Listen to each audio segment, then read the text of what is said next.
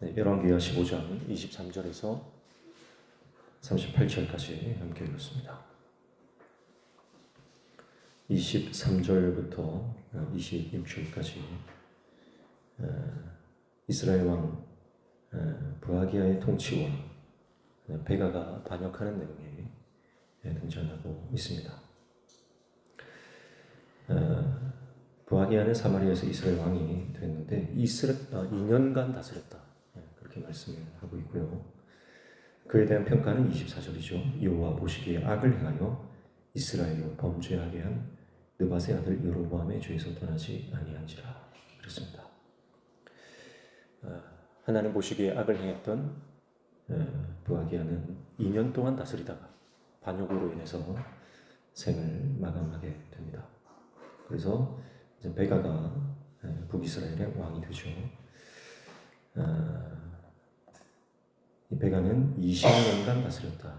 27절 보시면 유다의 왕 아사랴 제52년에 르말라의 아들 베가가 이스라엘 왕이 되어 사마리아에서 20년간 다스리며 그랬습니다. 자, 반역으로 왕이 된 베가는 어떤 평가를 받습니까? 28절입니다. 여호와께서 보시기에 악을 행하여 이스라엘로 범죄하게 한 느밧의 아들 여로보암의 죄에서 떠나지 아니하였더라. 그렇습니다. 마찬가지로 베가도 여로보암의 죄에서 떠나지 아니한 하나님 보시기에 악한 왕이었다. 그렇게 평가받고 있습니다. 북이스라엘에는 계속해서 정권이 바뀝니다. 그리고 짧은 통치기간 만에 정권이 바뀌기도 하는 혼란스러운 상황들이 지속이 됩니다.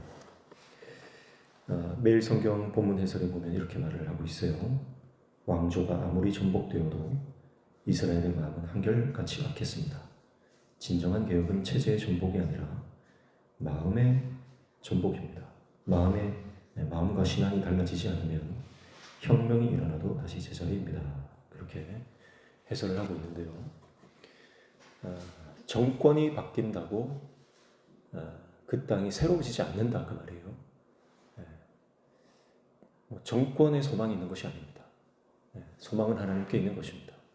그래서 악한 왕들이 계속해서 등장하는 것은 그들이 권력만 탐했지 하나님을 원하지 않았기 때문입니다. 하나님을 원하지 않는 왕의 자리에 올라봤자 북이스라엘이 새로워지지 않고 종교개혁이 일어나지 않는 것을 보게 됩니다.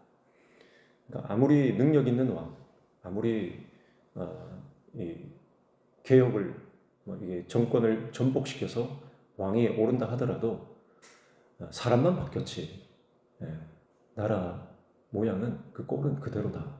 그것을 볼 수가 있습니다. 그래서 우리가 이 땅을 살아갈 때도 어떤 사상이 우리를 유토피아로 만들 것이다. 누가 대통령이 되거나 누가 통치자가 되면 이 나라가 새로워질 거다. 그렇지 않습니다. 사람에게는 소망이 없고 체제나 사상, 철학에는 소망이 없는 것입니다. 아무리 좋은 사람이라도 아무리 좋은 체제나 사상이라도요. 거기에 하나님이 없으면 사람만 바뀔 뿐, 체제만 바뀔 뿐 여전히 그대로라는 거죠. 북한 땅을 보십시오. 통치자가 바뀌어도 오히려 더 악해질 뿐입니다. 하나님 없는 나라는 이와 같습니다. 그래서 우리 가정도 그렇고 교회도 그렇고 하나님을 주인으로 모실 때 우리가 하나님의 나라가 되는 줄로 믿습니다. 그래서 어떤 상황이든 어떤 형편이든 우리가 하나님을 우리의 주인으로 우리의 통치자로 모실 때 하나님께서 우리에게 복 주시는 줄로 믿습니다. 오늘 말씀에도 마찬가지로 북이스라엘의 왕들이 평가받을 때 척도가 되는 사람은 여로보암 왕입니다. 악의 척도가 된다는 것, 이게 얼마나 저주입니까? 여로보암의 죄에서 떠나지 않는다. 우리가 주님 말씀대로 살지 않으면 어쩌면 우리도요 이런 악의 기준이 될 수 있다. 악을 측정하는 척도가 될 수 있다라고 하는 이 무서운 사실을 우리가 기억해야 하는 것입니다. 우리가 여로보암처럼 그렇게 악한 삶을 살면서 이 악의 척도가 되기는 좀 힘들겠지만 뭐 사회적으로도 그런 사람이 있지 않습니까? 뭐 사회적으로 대단한 어떤 흉악한 범죄를 저지르고 어떤 뭐 살인 사건이나 뭐 악한 사건이 일어났을 때 또 기준이 되는 그런 사건이 있는 거예요. 시대적으로 한 획을 긋는 그런 사건이, 그런 인물이 있을 수 있거든요. 우리가 그런 것을 영적으로도 마찬가지다 기억해야 합니다. 그만큼 우리가 여로보암처럼 악의 척도가 될 수는 없겠지만 그래도 우리가 반면교사가 될 수 있다는 거예요. 신앙생활 하면서 저분처럼은 안 돼야지, 저분처럼은 내가 신앙생활 안 해야지, 그런 기준이 될 수 있다는 것을 우리가 염두에 두고 살아야 됩니다. 그래서 우리의 삶이 후대에 영향을 미치고 우리 다음 세대, 우리 후진들에게 반면교사가 된다라고 한다면 그것은 우리 삶의 수치이요 그리고 저주라고 하는 것입니다. 그래서 우리 후배들이 생각할 때 저 장로님처럼 내가 신앙생활을 해야 되겠다, 저 집사님처럼, 저 권사님처럼 내가 믿음의 사람이 되어야지, 그런 영적으로 본받을 수 있는 모델이 되시기를 축복합니다. 그래서 하나님 말씀 기준으로 살면 우리가 진면교사가 되는 것입니다. 말씀의 모델이 될 수 있다는 거예요. 그러나 오늘 여로보암처럼 악의 기준이 되고 반면교사로서 저렇게 살면 안 된다, 그런 안타까운 인생이 되어서는 안 될 것입니다. 오늘 말씀을 통해서 북이스라엘 땅 가운데 오늘 15장에는 계속해서 정권이 바뀌는 겁니다. 반역과 배신과 배신이 난무하는 철저히 인간적인 왕국입니다. 왕국. 하나님 없는 거의 짐승의 왕국과 같은, 동물의 왕국과 같은 그런 상황들이 펼쳐집니다.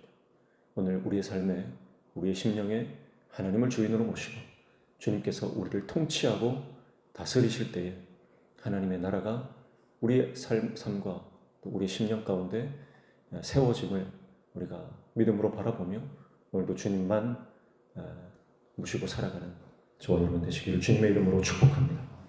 기도하겠습니다. 하나님 아버지, 주님이 없으면 소망이 없습니다.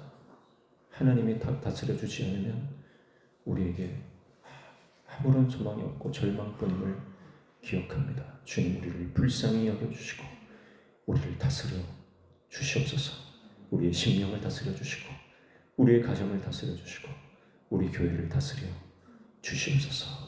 주님의 전적인 주권, 그 주권에 순복하며 순종하며 나아갈 때 하나님께서 주시는 놀라운 하늘의 은혜를 경험하는 오늘의 하루 삶 되게 도와주시옵소서.